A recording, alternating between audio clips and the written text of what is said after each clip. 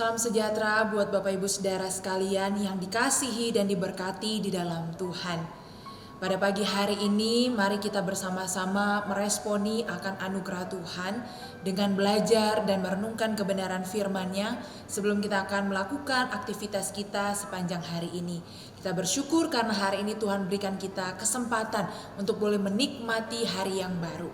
Mari kita siapkan hati dan pikiran kita bersama-sama tundukkan kepala, kita berdoa. Bapa yang baik, terima kasih untuk segala berkat kasih karunia-Mu di dalam kehidupan kami. Kami sungguh bersyukur karena pada hari ini di dalam anugerah Tuhan, Engkau berikan kepada kami kesempatan untuk boleh menikmati hari yang baru, bukan karena kekuatan, bukan karena kehebatan, ataupun karena kekayaan kami. Tetapi semuanya semata-mata hanya oleh karena kemurahan-Mu yang Engkau curahkan, yang Engkau nyatakan bagi setiap kami. Pagi hari ini biarlah Engkau juga yang akan berbicara kepada setiap kami, masing-masing secara pribadi. Supaya apa yang menjadi isi hati Tuhan, apa yang menjadi kerinduan dan kehendak hati Tuhan, itu yang boleh kami hidupi, yang boleh kami lakukan di dalam kami menjalani hari lepas hari. Berkati waktu ini di dalam nama Tuhan Yesus Kristus kami sudah berdoa dan kami bersyukur kepada Bapa di sorga. Haleluya, amin. Bapak Ibu Saudara sekalian, hari ini kita akan sama-sama merenungkan bagian firman Tuhan dari Mazmur pasal 45 ayat 1 sampai ayatnya yang ke-18, tetapi saya tidak akan membaca ayat ini secara keseluruhan, hanya ada beberapa bagian saja. Nanti di dalam perenungan sebentar kita akan sama-sama melihat ayat-ayat yang mungkin belum kita baca. Mazmur 45 ayat 1 sampai ayat yang ke-18, kita mulai dari ayat yang kedua. Hatiku meluap dengan kata-kata indah. Aku hendak menyampaikan sajaku kepada raja. Lidahku ialah pena seorang juru tulis yang mahir. Kemudian ayat 7 dan ayat yang ke-8. Tahtamu kepunyaan Allah tetap untuk seterusnya dan selamanya. Dan tongkat kerajaanmu adalah tongkat kebenaran. Engkau mencintai keadilan dan membenci kefasikan. Sebab itu Allahmu telah mengurapi engkau dengan minyak sebagai tanda kesukaan melebihi teman-teman sekutumu. Kemudian ayat yang ke-14. Keindahan belaka putri raja itu di dalam pakaiannya berpekankan emas. Dan terakhir ayat 17 dan 18. Para bapa leluhurmu hendaknya diganti oleh anak-anakmu nanti. Engkau akan mengangkat mereka menjadi pembesar di seluruh bumi. Aku mau memasyurkan namamu turun-temurun, sebab itu bangsa-bangsa akan bersyukur kepadamu untuk seterusnya dan selamanya. Demikian firman Tuhan. Bapak Ibu Saudara sekalian, ada sebuah kalimat yang mengatakan bahwa buah tidak jatuh jauh dari pohonnya. Buah tidak jatuh jauh dari pohonnya. Sebuah kalimat ini berarti karakter dari seorang anak itu akan dipengaruhi oleh faktor genetik. Artinya, ketika orang tuanya adalah seorang yang mungkin baik hati, karakternya baik, seharusnya anaknya juga pun demikian. Kalau orang tuanya baik dan kemudian anaknya baik, maka orang-orang tidak akan heran. Mereka akan berkata, oh iya, pantaslah anaknya baik. Orang tuanya juga baik kok, karakter orang tuanya juga baik. Tetapi ketika sesuatu yang lain terjadi, mereka akan berkata bahwa kok bisa orang tuanya baik, kemudian anaknya tidak baik. Itu akan menjadi sebuah pertanyaan yang besar. Kok bisa begitu? Orang tuanya kan seperti ini. Kok bisa anaknya beda jauh dengan orang tuanya? Anaknya jahat, orang tuanya baik luar biasa. Maka mungkin orang-orang akan berkata, oh jangan-jangan itu bukan anaknya, itu anak siapa? Karena karakternya sangat beda jauh sekali. Nah Bapak Ibu Saudara sekalian, demikian pun juga dengan kita. Kita adalah anak-anak Tuhan. Maka seharusnya sikap, hidup, dan karakter kita harus sesuai dengan status kita sebagai anak-anak Tuhan. Sehingga ketika orang melihat kita, mereka tidak heran. Oh betul, karena dia anak Tuhan. Tetapi anehnya kalau kita anak Tuhan, tetapi ternyata hidup kita tidak seperti anak-anak Tuhan. Justru kita hidup seperti anak-anak hantu dalam tanda kutip. Itu akan menjadi sesuatu yang sangat aneh sekali. Nah Bapak Ibu Saudara, status kita sebagai anak Tuhan bukan hanya sebagai sebuah status. Bahkan di sisi yang lain, kita pun juga orang-orang percaya, umat pilihan Allah itu juga disebut sebagai sang mempelai wanita. Oleh sebab itu kita akan melihat bagaimana atau siapa status kita di hadapan Tuhan dan seharusnya seperti apa kita hidup di dalam dunia ini. Mari kita lihat di dalam Mazmur pasal yang ke-45. Di dalam Mazmur 45 ini Bapak Ibu Saudara sekalian, ini adalah sebuah mazmur yaitu nyanyian pada waktu pernikahan raja. Dan di sini raja itu digambarkan sebagai seorang raja yang agung, raja yang diberkati oleh Allah. Dan di dalam pernikahannya itu dikatakan berkat Allah itu atau apa yang dilakukan Allah bagi seorang raja itu disaksikan melalui kehidupan raja itu yang sangat luar biasa.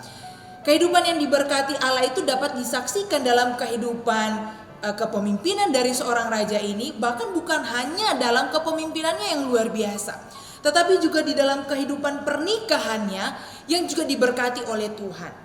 Penuh kemuliaan, penuh kejayaan. Begitulah kehidupan dari seorang raja yang diberkati oleh Allah. Nah di dalam ayat yang kedua dikatakan, hatiku meluap dengan kata-kata indah. Aku hendak menyampaikan sajaku kepada raja. Lidahku ialah pena seorang juru tulis yang mahir. Sang pemazmur memulai mazmur ini untuk menyampaikan pujiannya kepada raja itu dengan berkata bahwa hatiku meluap dengan kata-kata indah, dan aku hendak atau sang pemazmur itu hendak menyampaikan sajak kepada raja. Mari kita lihat kehidupan yang seperti apa yang diberkati Allah kepada raja yang diceritakan atau yang digambarkan di dalam Mazmur 45. Yang pertama di dalam pemerintahannya kita bisa saksikan di dalam ayat 3 dan ayat 3 sampai ayatnya yang ke-8. Sang raja itu dikatakan adalah orang yang penuh dengan kemurahan. Dan karenanya Allah sangat memberkati dia, Allah memberkati raja itu selama-lamanya di dalam ayat yang ketiga. Bahkan raja itu juga penuh dengan sebuah keagungan. Raja itu penuh dengan semarak di dalam ayat yang keempat. Dan bukan hanya itu saja Bapak Ibu Saudara sekalian. Dikatakan raja itu adalah orang yang penuh dengan kebenaran, peri kemanusiaan dan keadilan. Dan bagian ini dipertegas lagi dalam ayat 7 dan ayat yang ke-8. Tahtamu kepunyaan Allah tetap untuk seterusnya dan selamanya. Dan tongkat kerajaanmu adalah tongkat kebenaran. Engkau mencintai keadilan dan membenci kefasikan. Sebab itu Allah-Allahmu telah mengurapi engkau dengan minyak sebagai tanda kesukaan melebihi teman-teman sekutumu. Raja yang memerintah dengan penuh keadilan dan raja yang membenci kefasikan itu merasakan, menikmati berkat Allah bukan hanya dalam pemerintahan, penuh dengan kejayaan, penuh dengan keagungan dan segala semarak yang dipersembahkan untuk raja. Tetapi juga di dalam kehidupan pernikahan dari raja yang disampaikan di dalam bagian ini. Dikatakan bahwa raja itu disandingkan dengan seorang perempuan yang sepadan dengan dia. Dan bukan hanya itu, sang mempelai perempuan itu dikatakan adalah putri yang elok. Kalau kita lihat di dalam ayat yang ke-12. Biarlah raja menjadi gairah karena keelokanmu, sebab dialah Tuanmu, sujudlah kepadanya. Bapak Ibu Saudara sekalian, putri ini bukan hanya elok, bukan hanya cantik parasnya, tetapi juga secara karakternya putri ini juga luar biasa. Sang mempelai perempuan ini luar biasa. Kenapa? Karena dikatakan bahwa dialah Tuanmu, sujudlah kepadanya. Sang mempelai perempuan ini menyembah atau sujud kepada sang raja itu. Dia tunduk kepada rajanya. tunduk kepada sang mempelai laki-laki itu. Bukan hanya tunduk sebagai sang mempelai laki-laki, tetapi juga tunduk karena dia melihat bahwa sang mempelai ini adalah seorang raja yang luar biasa. Dan oleh karena karakter dari sang mempelai perempuan ini, maka dikatakan para bangsa itu pun juga menjadi tunduk kepada raja. Dan bukan hanya itu aja, banyak orang yang juga datang ingin berteman, ingin berkawan dengan sang mempelai. Oleh karena sangat luar biasa kehidupan yang diberkati oleh Allah kepada sang raja yang digambarkan di dalam Mazmur 45 ini. Dan tidak berhenti sampai di situ. Berkat Allah itu disaksikan juga oleh raja ketika Allah memberkati anak cucunya. Dikatakan di dalam ayat yang ke-17. Para bapa leluhurmu hendaknya diganti oleh anak-anakmu nanti. Engkau akan mengangkat mereka menjadi pembesar di seluruh bumi. Diberkati dengan keturunan yang luar biasa. Diberkati dengan keturunan yang nanti akan memerintah. Yang juga akan menggantikan sang raja itu. Ada berkat-berkat yang diberikan kepada anak-anak cucunya. Untuk menjadi berkat kembali kepada bangsa-bangsa yang dipimpin. Bapak Ibu Saudara sekalian, di sisi yang lain Mazmur 45 ini juga dipahami sebagai mazmur mesianik dan secara simbolis merupakan nyanyian pernikahan Kristus sebagai mempelai laki-laki dan sang mempelai perempuan itu adalah gerejanya, adalah kita orang percaya, adalah saya dan Bapak Ibu Saudara sekalian. Mempelai pria itu adalah raja yang diurapi oleh Allah untuk memimpin umatnya, memimpin kita orang percaya itu gerejanya sendiri. Dan sang raja ini juga digambarkan oleh pemazmur, itu dikatakan ada di dalam diri Kristus, yaitu penuh dengan keadilan, penuh dengan kebenaran. Dan kita bisa melihat di dalam Ibrani pasal yang pertama ayat yang ke-9, di dalam bagian ini Mazmur pasal 45 ayat 7 dan ayat ke-8 itu dikutip kembali di dalam Ibrani 1 ayat yang ke-9. Kristus adalah sang mempelai laki-laki itu. Dan kita sebagai umat Allah adalah sang mempelai perempuan. Sehingga kita harus menyadari status kita sebagai anak Tuhan. Tetapi di sisi yang lain, status kita juga ini adalah sang mempelai perempuan itu. Kita dikatakan adalah gerejanya, sang mempelai perempuan itu. Sehingga dengan demikian kita sebagai orang percaya yang adalah gerejanya itu harus menyadari siapa kita, apa status kita. Siapa kita? Kita adalah umat Allah yang telah dipanggil, kemudian dipilih dan juga dikuduskan, dikhususkan, dipisahkan untuk menjadi umat kesayangan Allah. Dan status kita yang dahulu adalah hamba dosa, kini adalah hamba Kristus. Di dalam Roma pasal yang ke-6 ayat 6 dan ayat yang ke-22 dikatakan, karena kita tahu bahwa manusia lama kita telah turut disalibkan, supaya tubuh dosa kita hilang kuasanya, agar jangan kita menghambakan diri lagi kepada dosa. Ayat yang ke-22. Tetapi sekarang, setelah kamu dimerdekakan dari dosa, dan setelah kamu menjadi hamba Allah, kamu beroleh buah yang membawa kamu kepada pengudusan, dan sebagai kesudahannya ialah hidup yang kekal. Bapak Ibu Saudara yang terkasih dalam Tuhan, oleh sebab itu sebagai sang mempelai perempuan dari raja, maka hidup kita harus tunduk dan selaras kepada Kristus. Sebab dikatakan kita ini bukan lagi milik dari hamba dosa, tetapi kita adalah milik Kristus. Maka hidup kita yang terbaik harus kita persembahkan kepada siapa? Kepada Kristus, sang pemilik kehidupan kita. Dan oleh sebab itu kita sebagai orang percaya, kehadiran kita sebagai umat percaya, sebagai gerejanya harus menjadi kesaksian dimanapun kita berada. Gereja bukanlah gedungnya, gereja bukanlah bangunannya secara fisik, tetapi gereja adalah saya dan Bapak Ibu Saudara sekalian, umat pilihan Allah. Kalau kita telah disandingkan dengan Kristus, maka seharusnya hidup kita berpadanan dengan Kristus.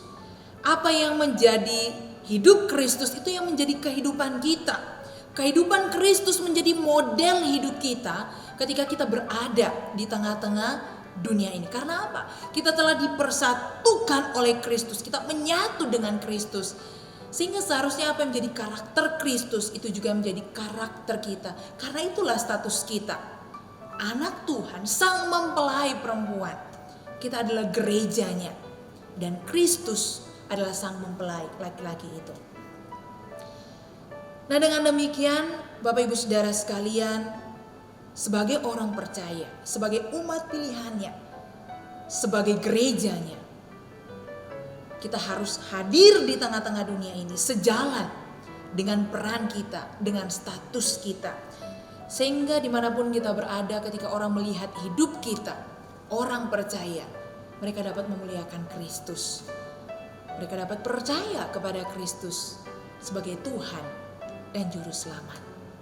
Mari kita berdoa.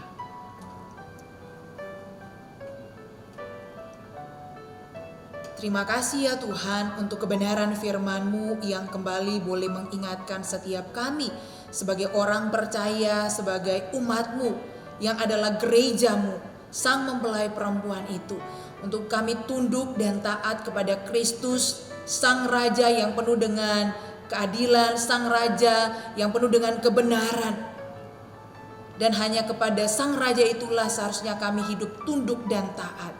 Mampukan kami sebagai gereja-Mu, mampukan kami sebagai orang percaya untuk hidup melakukan firman-Mu. Di dalam nama Tuhan Yesus kami berdoa. Amin. Selamat beraktivitas, Tuhan Yesus memberkati.